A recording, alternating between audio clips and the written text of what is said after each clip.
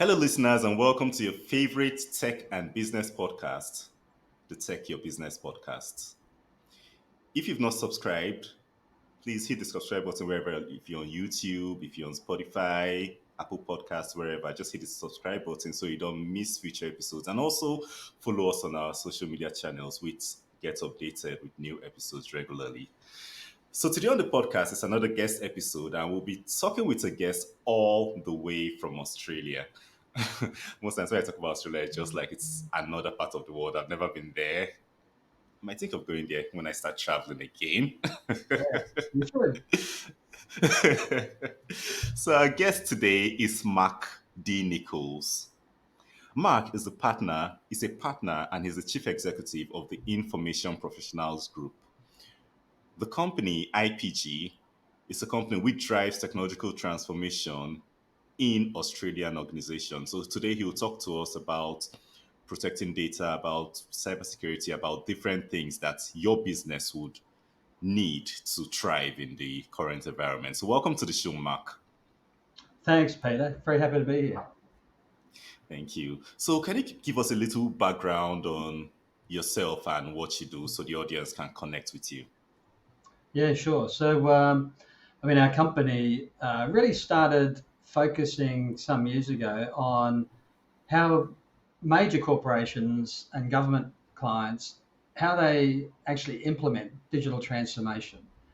And a lot of program management type expertise, transformation expertise, not just the technology, but all the elements around the technology that are so crucial, like the business process design, the data, the organizational change, strong project management and program management, governance, how organizations make decisions is really what governance is. And that's really where we were focused initially. And we're still focused very much there. But we also, over time, we extended into strategy and we realized, well, great to plan on doing a big program, but if there's no really strategic relevance so you can understand that's trying to be addressed here on this investment, then it makes it quite hard. And so we focus on strategy, digital strategy, again, how organizations make decisions, how they organize themselves, what types of IT services do they need from the marketplace and why, what type of IT capabilities might they build internally. And then added to strategy and implementation, you can't do those things anymore, and particularly in the last 5 years, unless you're thinking about risk and cybersecurity. And Yeah. so we've also added risk and cybersecurity as like the three main arms to what we do. We have the strategy side, which is how organizations want to leverage their digital technology into their organization, what business problems do they want to solve. Then we've got the implementation side, which is saying, well, now you've got a business problem and you actually deliver the change and create business outcomes, then doing that well. And then along all of it, with your digital presence out there, how do you make sure you protect your risk as a business? So you're not exposing valuable assets that you have and undermining your own business, right? So that's really what we do. And most of my background has been followed that path as well. I've become much better at understanding strategy in the last 5 to 10 years than prior to that. Prior to that, I was really a program manager running major transformations and dealing with all those things that happen in big, multi-million dollar digital transformations. And of course, the last 5 years, I've become much better at the risk and cybersecurity side as well of understanding that. And it's a nature of the digital and IT sector, isn't it, Peter? That you can't stand still in this industry. You've always got to be learning. You've always got to be growing, and you've always got to be staying ahead as much as you can of what the latest is. Yes, exactly, because it changes so fast. So fast. Yeah. So AI is a perfect example of that, isn't it? In the last 6 months, it's been the number one hype factor of the industry in the last 6 months. True. All right. So you mentioned governance earlier, which you said is how organizations make decisions. Mm. So why is information and data governance so critical as companies digitize their operations, which is the digital transformation? So why is that critical? Yeah. So there's a couple of elements to that. like particularly if it's a larger organization or even an organization with multiple managers in it, then just the definition of responsibilities can be important, right? So yeah, we've certainly had an organization quite recently where we were addressing some major technology challenges they had because they were doing all this downstream manipulation of all this data to clean it up, and so it was usable. And what they didn't do, which would have been ideal, they would have actually been fixing that data when it was input into those systems at source. So they didn't have to do all this later manipulation. But that was very hard to do because the responsibilities of who is accountable for making those changes to those systems on entry and monitoring the quality of that just wasn't clear. And so it was there's a saying in Australia that I don't know if it's going to be appropriate for your audience, Peter, but it's a term which says shit rolls downhill, right? And so it applies to this scenario, right? If you've got poor data going in, it will tumble down to the point where somebody needs to make use of it and they don't have any choice but to try and fix it up. Now, is that the most efficient way for that organization to work? Probably not, because they're fixing up errors that are happening somewhere else. And that other place doesn't have any incentive to fix them themselves. So there's no teamwork happening there. And so the lack of teamwork is a reflection of poor governance. And this can happen at multiple layers. It can happen at the data layer, it can happen at the business process design layer, it can happen at the technology and applications layer. Yeah, certainly we see customers who have quite fragmented data, quite fragmented technology. Maybe it doesn't integrate very well together. Maybe there's a lot of manual work that has to happen because their end-to-end business processes aren't connected. And often one of the root causes of that is that the decision making has been very silo based. And so therefore the technology ends up operating in silos as well. And so your technology is very interwoven with the way an organization works. And so often data management and information management is very interwoven with that too. True. All right. So you Yeah. mentioned how AI in the last 6 months has made a lot of things change, has created a lot of impact and all that. And you Yeah. also mentioned the data from companies in different silos not being properly imputed at the beginning and things like that. So, how Yeah. does a company ensuring that they have complete and accurate data facilitate better decision making as these Yeah. companies adopt these new technologies like AI? Yeah. Yeah. So, yeah, governance, of course, which is who's responsible for what. And then part of governance is also, what does that responsibility look like? What does data quality need to look like? What is good data? And that answer is probably going to vary depending on the type of data and what its usage is. And and even the life cycle of data. Is there data that we have that we shouldn't have, or it's better for us to get rid of it? And so, if you go back a few years ago, there was a lot of hunger around just collecting a lot of data. And of course, the big data term was very topical, wasn't it? I think Yeah. three or four, 3, 4, 5 years ago, everybody was talking about big data, collect everything you can. And of course, it didn't mean that anybody was doing anything useful with it. They were just collecting it. But now, the cybersecurity risks in particular are starting to make people realize that, well, maybe it's not good for us to collect all this data. Maybe there's more risks than there is value by having it. And so these are all decisions that each organization needs to make on their own. What is the value that they're trying to get out of that data? What is the risks of having it? And what's our decision on what data we keep? How long do we keep it?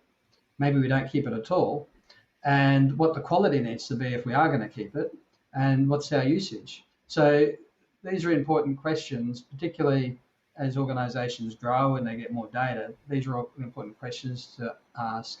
Now, with AI, of course, that question applies to data, it also applies to content and records because yeah, AI is going to be and is already being leveraged not just against data but also against unstructured data such as documents and records and content, and so all those same concepts of what do we keep, when should we be destroying records, do we know what records we got, who owns them, and what's the valid copy of them, because often there can be multiple versions of these things. Some might have signatures on them, some might not. What version is it that you're supposed to keep?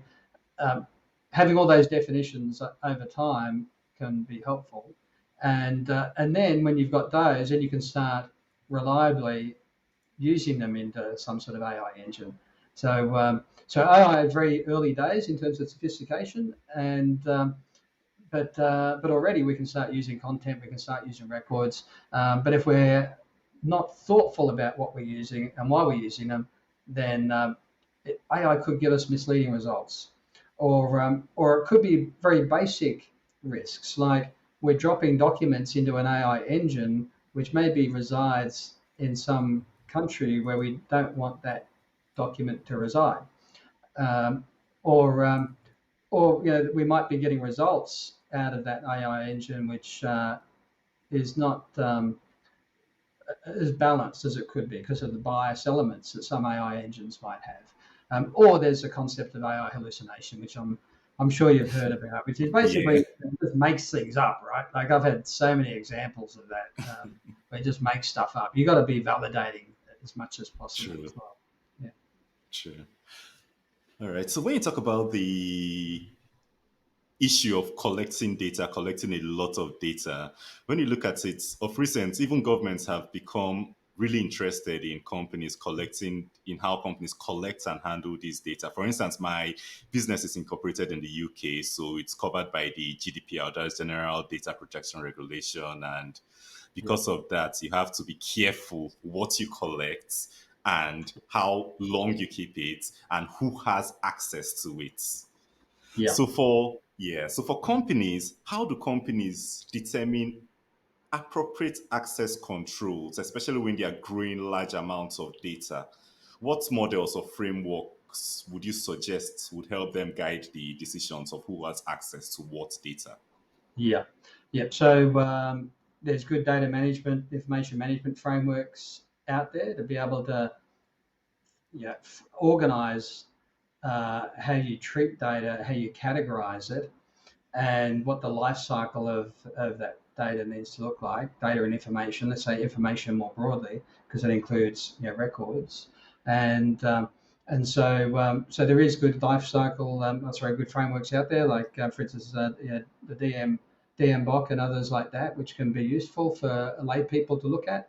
And then I would encourage every executive out there to start understanding this stuff, if they're not across it already, and getting some of their team to do so, because increasingly, cybersecurity, data management, these are becoming basic skills to understand as part of every business executive's knowledge and experience. Just like finance, if you go back 20, 30 years ago, not everybody would necessarily be able to read a balance sheet or understand an income statement, but I think most people these days understand that. Basic finance knowledge in business is well accepted as something you have to have. And but you go back to 20, 30 years ago, no, it wasn't. And so it was just a thing that the accountant did, right? But now cyber is the same.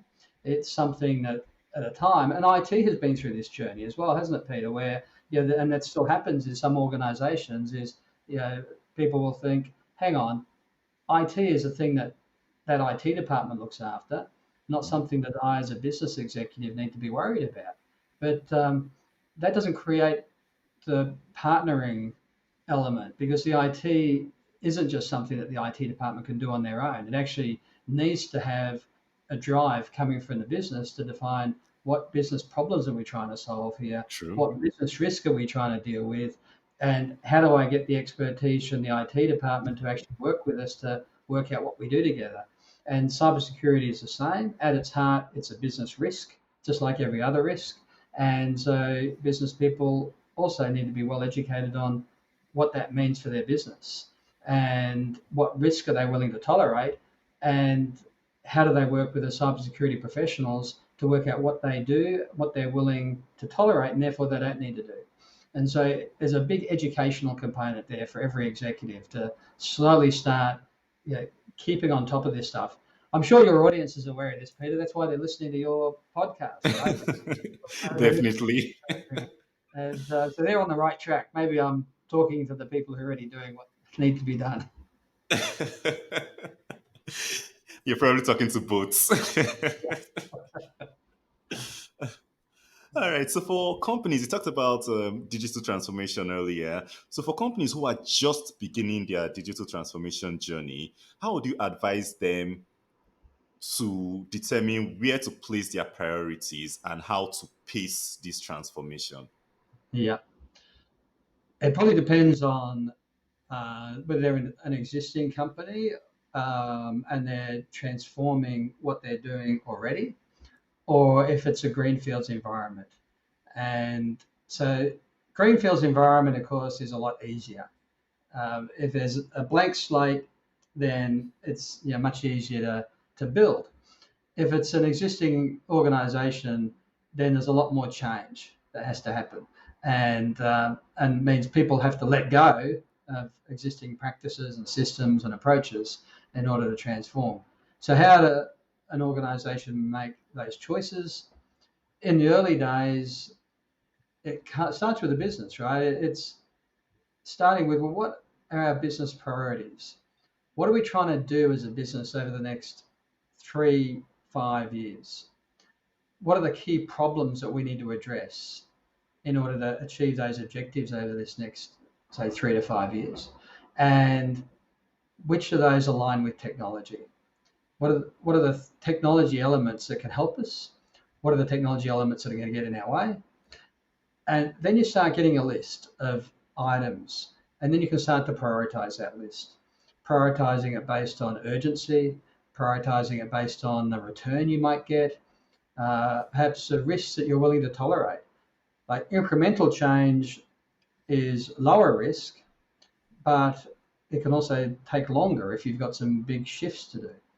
And but if a company doesn't have a big balance sheet and or they're conservative about how much they want to invest, then incremental change is probably going to suit them more, and they might just have to tolerate just taking a little more time.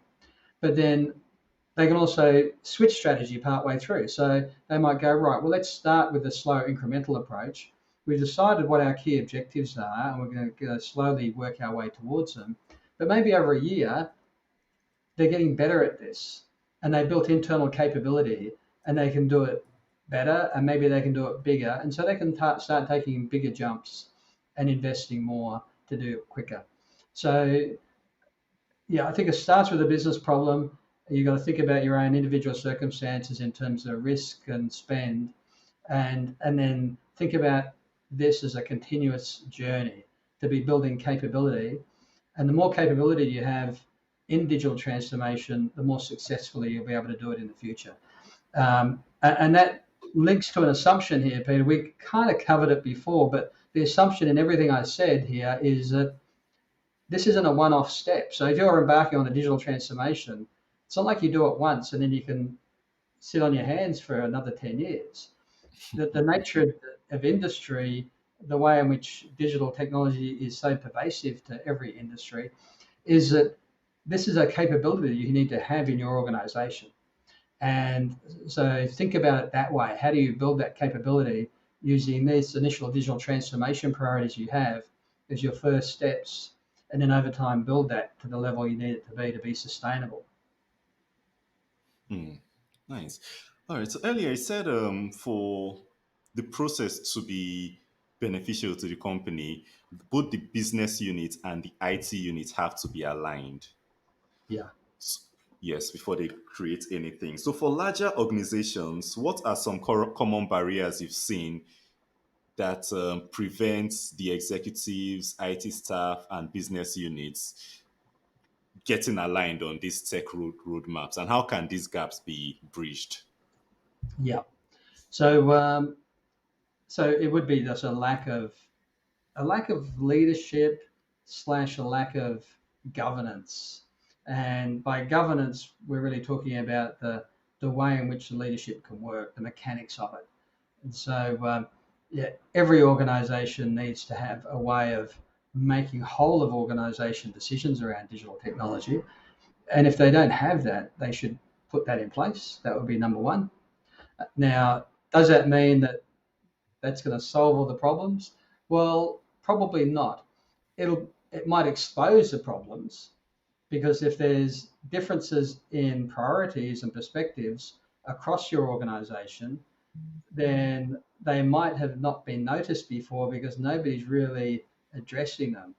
Every silo is just operating individually and is creating all these other issues for your staff, for your customers, for your organization as a whole. And so bringing that group together just expose those differences gives the opportunity for them to be resolved. It doesn't resolve them. And then you've got the opportunity for leadership, for negotiation, for those things to be talked about across the leadership team. And and then strategy can come in to help set the guiding light on how do you make these decisions. What are our principles around how we make these decisions? Because one executive has one decision or preference, another executive has a different preference. How do they resolve that? Apart from, you know, arguing with each other, you know, Yeah. there needs to be some decision criteria that can certainly be helpful. And the chief executive obviously needs to play a role here as well. And if there's some strategy formed, then that can also be a guiding light. But the key point is you need to have a forum where these things can get exposed and then resolved, and then direction set on behalf of the whole organization. Hmm, amazing. All right. So, following up on that question, what tip would you give business leaders to get their teams, especially the non-technical members of the teams, excited about adopting new tech tools, new processes? Because you see, there's always a pushback when you introduce new things to them. They are comfortable with what's there already most of the time. Yeah, yeah. Well, that's right. There is well, not that rare. There is occasions where you know users out there are very keen for new technology and they're welcoming it. It does happen, and but no, there can be a resistance as well. Look, the number one is you've got to make them, or sorry, have them as part of that journey. You've got to come up with any change with them. And so you want them participants in the process of change, not recipients of the change, right? And if you've got a staff of 100 people, 1,000 people, 10,000 people, whatever number it is, now you can't necessarily have everybody involved, but you can keep everybody informed and you can have representatives of those of your staff involved. And and that could be different types of staff because you'll have team members that are, you know, very wedded to the current practices of the organisation. This is the way we've always done it before, and this is the way we do it. There's no reason to change. You'll have people saying that, but you also have some people who are going, there's better ways out here. I worked at this other company and we did it much simpler than this, or we did it differently to this, or we can be more efficient, or why are we doing these steps? It doesn't seem to add any value. So you'll have all types of different perspectives within every organization, and then being able to bring some of those perspectives together again. So you're creating leadership opportunities for change and having people participating in the change and not just receiving it where the IT department goes, here you go, take this. And it never works very well, right? So yeah, you got to have them part of the journey effectively, Peter. Yeah. Yeah. All right. So for most companies, one of the, especially for profit companies, which most of us are, one of the biggest criteria for before any budget item is made or any expense is made is determining the return on that investment. Yeah. So, what criteria do you advise companies to analyze when determining the ROI potential and priorities for any investments they want to make in tech? Yeah. So always lots of opportunities for return on investment calculations in digital investments. Where do we start? It really depends on what the objectives are, but let's start with the customer, right? Let's start with that side, which is probably the most important view to take for many organisations, and certainly from the customer perspective, they want to deal with those companies in a better way. So if we've got improvements to customer service or the way we work with customers, there's potential there for them to be able to transact more easily. If they're transacting more easily, is there the likelihood of more business? If they're doing transactions at higher speed because it's electronic, does that mean better cash flow? If they're doing it electronically, then is that also cutting down on the amount of staff that a company needs to service them? And so therefore it becomes more efficient for the company to service them. And so therefore there's cost savings for the company. So there's lots of ways of thinking about how digital investments can actually help uh, customers and help the company at the same time. If they're using data on buying practices, does that create opportunities for new campaigns which go to those customers to offer new products and services? So again, we're getting more financial support from customers and more purchasing power from customers. So it really depends on what the objectives are here with the companies trying to pursue and what that looks like. But that's just a small sample of the types of things with the customer. If we're improving, say, for instance, the other end of the internal supply chain, rather than the customer side, on the supplier side, then again, can we be more efficient in the way we express our needs back to our suppliers? And so there's less manual handling. Maybe we got more volume that we can look at, and we might be able to get better deals based on better volume. Or maybe we can optimize the way in which we're ordering and make that more efficient. So we have to carry less inventory. By less inventory is less stock. So we've got better financials. So there's so many different ways of looking at these types of savings, and there's always many benefits for digital transformation. Some of them can be financial, and a lot of those ones that I just outlined are financial, of course. Some of them could be more reputational. So even if you're getting improved um, customer service, maybe they don't buy more, but maybe they appreciate you more. Maybe they talk more positively about you in the marketplace. Maybe the reviews online go up. So over time, you'd hope that would help the financials, but it may not be as direct. So, but this all comes down to the organisation's interests. What do they want to invest in? Why are they investing? And what are their risk appetite? And therefore, what sort of return are they expecting on their investment? And so there is a lot of different ways of looking at that problem, of course. Hmm. Nice. All right. So, for business owners with limited resources, what are some basic steps you think they can take to build more security into their tech stack? So I think number one is I'm a big fan of, you might have noticed already, of talking about business issues which create digital issues, or business True. objectives create digital objectives, right? And the same with cyber, right? Like, where can companies start? Well, they should start with their risk appetite Hmm. and what risks they're comfortable with and what risks they're not comfortable with, and then layer that into cybersecurity. So there'd be some things, for instance, which are very easy, basic access security and multi-factor authentication, all these types of things, which are quite common practice. Yeah, they're all fine. But there'll be other elements like, for instance, what data do we keep? We talked about that before.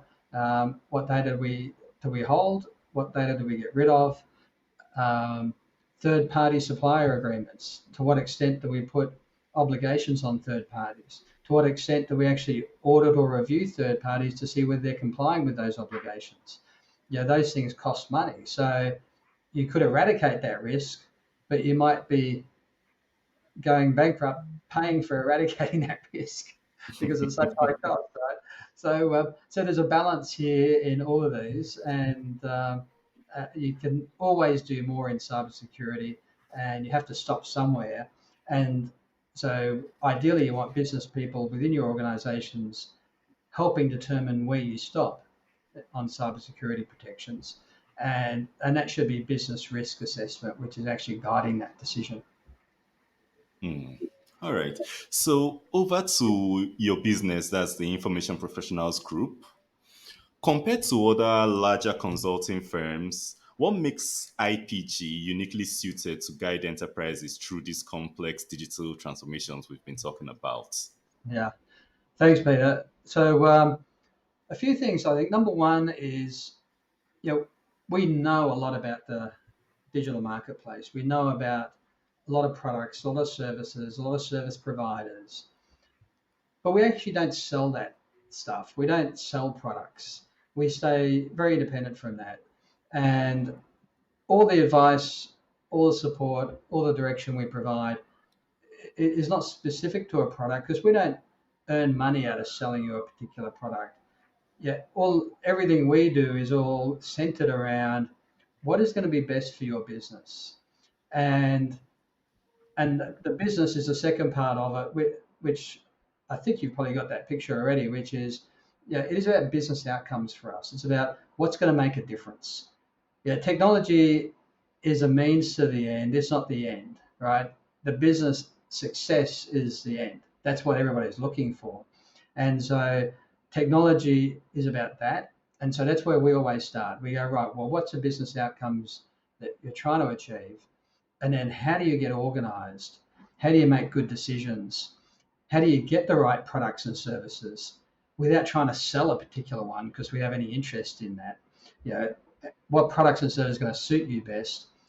How do you get the business outcomes? How do you protect your online presence without spending, which just because it's a great product that you've heard about to protect your cybersecurity? How do you make good decisions on what risks that you should be protecting and which ones you can just accept because you'll spend more money trying to protect from that risk than the risk will ever be in itself.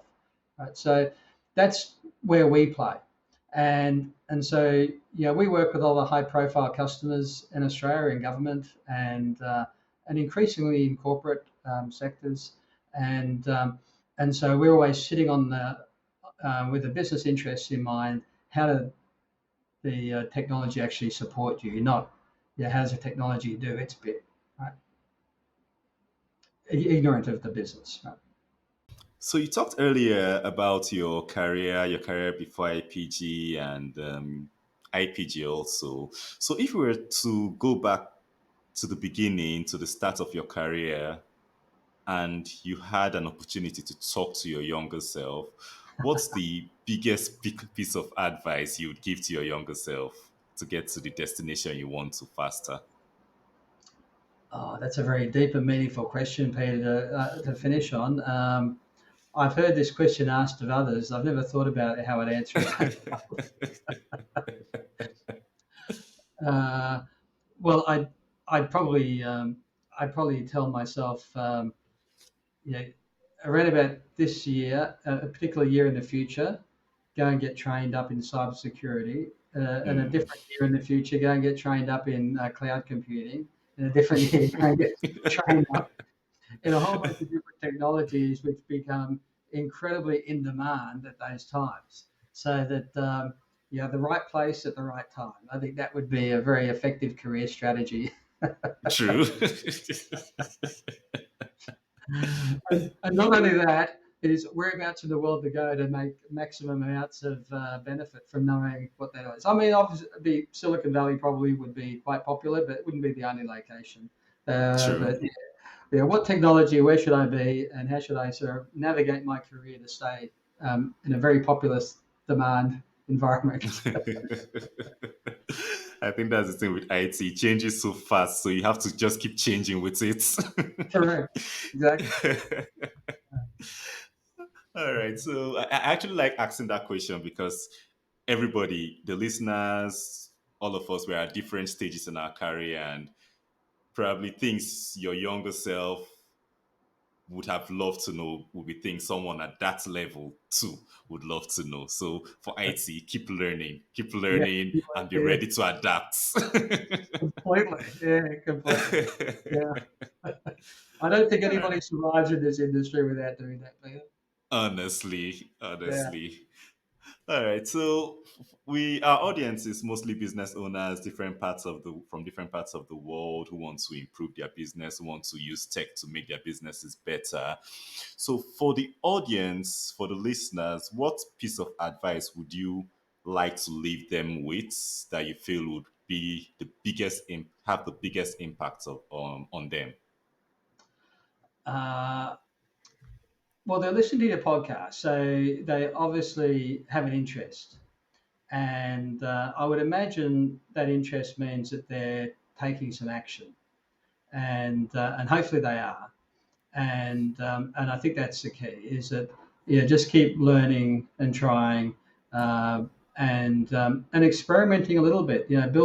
Continue to build capability within your organizations, and that little bit of advice before that we joked about of an individual career, what that looks like, project that onto your own organization because that's actually what matters. Is our organization needs to be adjusting and evolving and building capability and thinking about what that next capability needs to look like. So that piece of career advice actually fits into what a company's advice needs to look like as well. Is keep building capability, thinking about what the next set of capability we need to do. How can we get better at adopting digital transformation? How can we get better at adopting whatever it is that's new? So, for instance, some big corporates and government departments have executives and managers who are now being placed into projects specifically looking at how they leverage AI into their organizations. And so that's just one example. Yeah, I know in years in past years, if you go back a few years, blockchain was in a similar world. A lot of organisations, particularly in the financial sector, but not financial because there's a lot of use cases for blockchain, as you know, and so there was dedicated focus on how can we apply this technology into our organisation, and so every organisation always needs to be thinking about how do they build capability.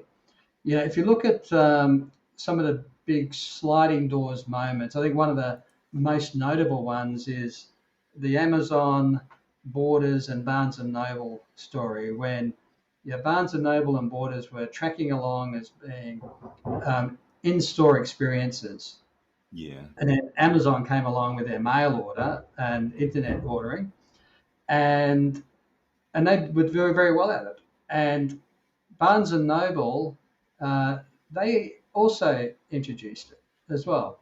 And Borders also introduced mail order.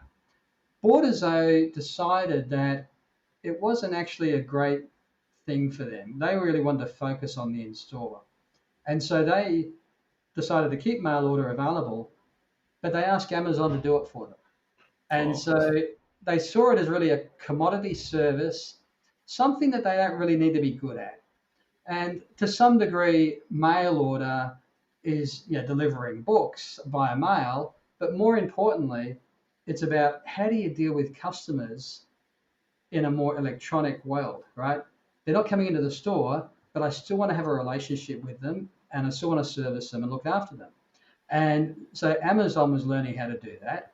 Barnes and Noble was learning how to do that. Borders decided, no, we don't need to learn how to do that. We're going to give that job to Amazon. And then, of course, the Kindle came out from Amazon. And not too long after that, Barnes and Noble introduced their own e-reader. And not too long after that, Borders went broke. And well, and so you had two incumbents. One incumbent in Barnes and Noble realized that they needed to adopt new ways. They need to learn and build capability in this new world. they didn't shut their stores, they kept them, but they were also in parallel learning how to do business in different ways. Borders didn't change, and Amazon swept away the market, but Barnes and Noble were good enough to survive because they actually invested a lot of time. And it's a good lesson for every organization. Yeah, be continually investing in building new capability, looking for how you do business differently. And so if there is big shifts in your industry, you're not caught flat-footed. Hmm, nice. Yeah. All right. So for listeners who might want to work with IPG, potential new clients, or maybe they want to connect with you, what are the first steps you recommend that they take to discuss their needs and They can well, reach out to us, Peter, direct via the website would probably be the easiest way. Or if they reach out to you and you can put them in touch with us. But yeah, on the website, and they can mention that they're an audience member of Pete at Tech Your Business. And we'd be very happy to set up a call and a conversation and have an initial discussion with them. definitely. All right. So once this episode goes live, the website for IPG will be scrolling down the bottom and it would also be added in the show notes. So if you want to reach out, you can always reach out to Mark, reach out to IPG. So thank you so much, Mark, for coming on this episode of the Tech Your Business podcast. Thanks, Peter. It's been a pleasure. Thank you. And for the listeners, thank you so much for being with us up to this point. I'm sure you've learned a couple of things on cybersecurity, data governance, digital transformation. If there's anything you've learned, like Mark said, in the IT world, you always need to learn and adapt. And I think that applies in the business world these days with the way things are going. So learn, adapt, and also practice, Mhm. apply what you've learned so it doesn't go to waste. So if you found any value in this episode, if anything resonated with you, make sure you share to anyone who you feel might have the same issues that solves. So thank you so much for being with us on this episode of the Tech Your Business podcast. Until next week, when we are back with another episode, keep learning, keep adapting, and keep applying. Bye for now.